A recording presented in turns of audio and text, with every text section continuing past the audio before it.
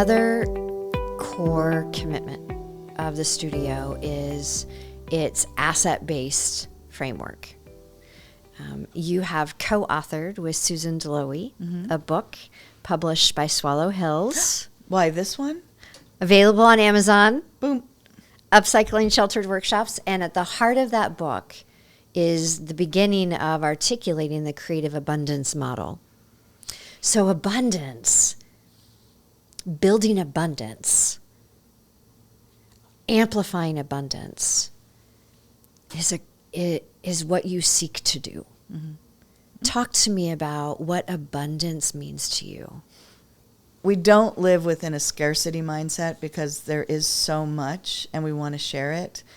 So that there are so many different ideas and drawings and perspectives and stories and poems, and so because we just keep generating, and once you tap into that creative energy, more comes. So it's a different style where we're not holding what we've learned or what we have close to the chest. It's like, I know there's going to be more. Mm-hmm. And the more that it flows out of the studio and is shared, more comes back to us. What I've been reminded of time and again for 2 decades, walking by your side, being a part of the studio, is that we don't have to manufacture abundance. It's all around us. You just invite it. Yes, it is in us. It's in our places. It's in our surrounds. What we do need to do, I think, and what I've seen at the studio, is be mindful and be open and be aware and be responsive. Right? So if someone is really excited about architecture and drawing buildings like Carden is, then that's a gift. He has an abundance of joy and creativity when it comes to, right, architecture. Let's amplify that, right? That's responding to the innate gifts, the curiosities that people bring, right? With the knowledge that other people are gonna love those buildings he draws. Right, and whether it does or it doesn't, it touches him. Yeah. But I know it will, right? Yeah. But, and if we had a heavy hand in the studio and said, look, you've done 100 drawings of buildings and, 1,500 paintings. Let's move to frogs, would you? Or let's do something. What about landscapes? That's not our business to get in his way. It's our business to encourage, be joyful for them, and then find places for this artwork to go and to share it so that it can have a life outside the studio. But I have so much respect for the practice of repetition and making and investigating, getting better and better and better. Because Carden started with buildings, and it's been 25 years.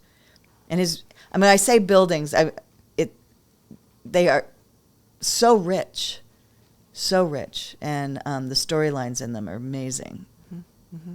So. And they've now found their way onto the covers of textbooks. Mm-hmm. They have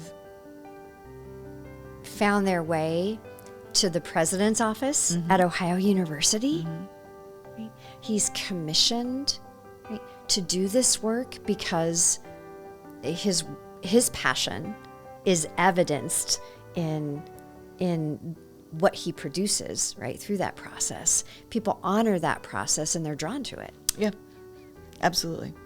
Yeah, and he's done huge paintings. They're up at the FBI office in Columbus.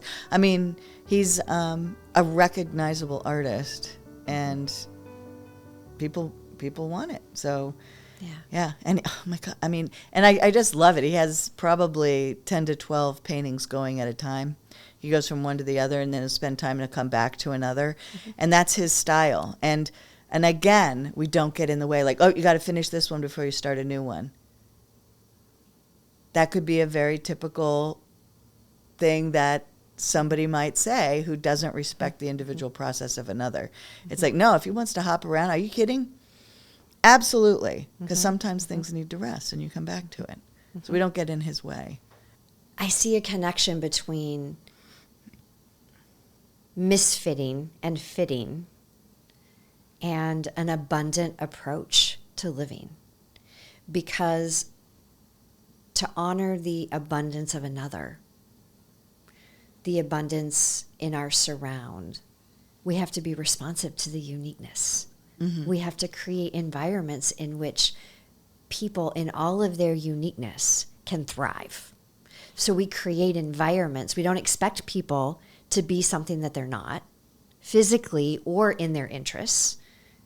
We want Cardin to explore what he wants to explore in the time that he explores, even if he does 3 or 4 paintings at any given time and he's moving between. So appreciating the abundance of another, for me, I think, demands that we have harmonious fits between people and the environments in which they interact. Yeah, I mean, it's a respect. It's just, it is what is. And we do it, I mean, it is our culture in the studio, so it's the normal in my world, which I'm so grateful for, is to respect what people bring. And so not only the structure of the room, and it is the environment for people, because there's so many people, like I said before, stop themselves from creating because they have deemed themselves a non-maker, not creative. Right. And so it's the spirit of the space that's very important, and being patient. There are some artists who've come into the studio and maybe they did production, or maybe they did some things that were safe, like let's say safer, and it took time, and now they're just beautiful artists. And but we don't see the value in it, and then it's not valued. And then when you see the value in something, it's valued. I mean, super simple concept, and we don't do it because it's a nice thing to do. We do it because it's real. Like, you value another person and what their natural gifts are, and give them the space to work.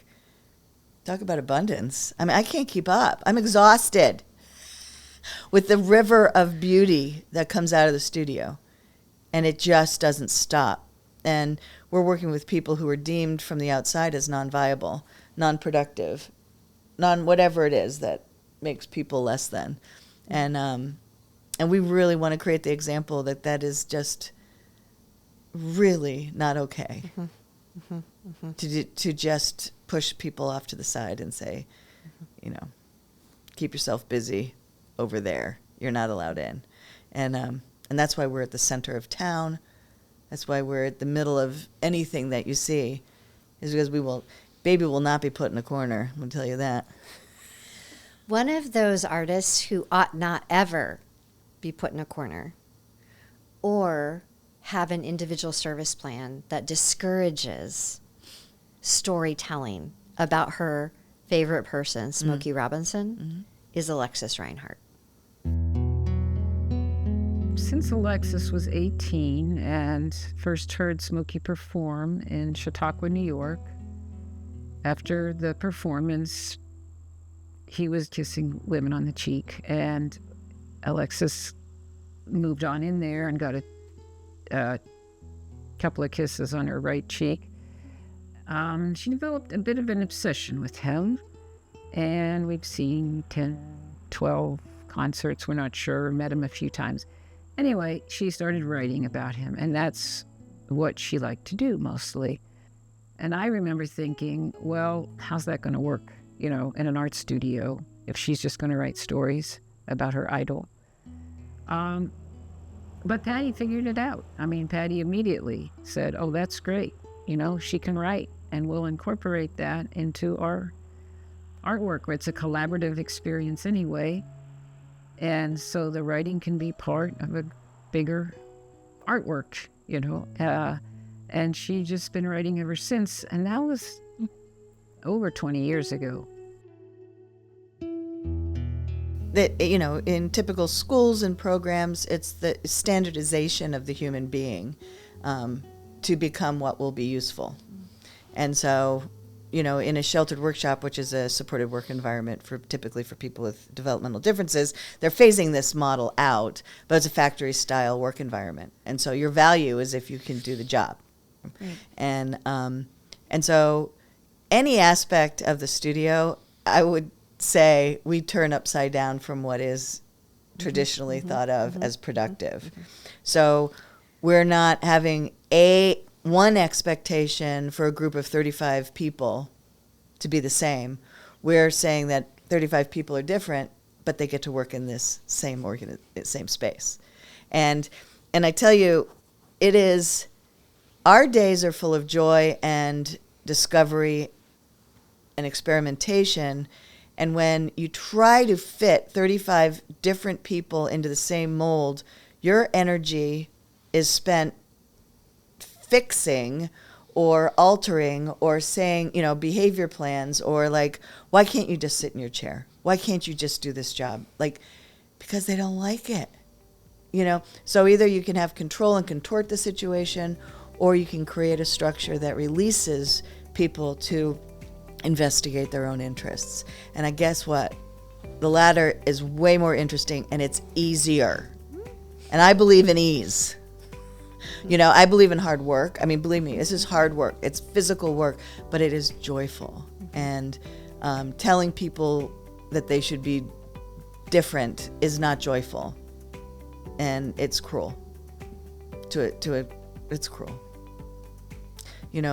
And to say, instead of saying, you know what, just stop talking about Smokey Robinson, we're going to talk about polar bears today, right? Because that makes me more comfortable. Or it's like, you love Smokey Robinson? Tell me some more. And then we said to Alexis, well, could you write these stories? Could you, how can we use all that energy you have, your gift, how can we use that and make it even more fabulous and interesting to more people and yourself?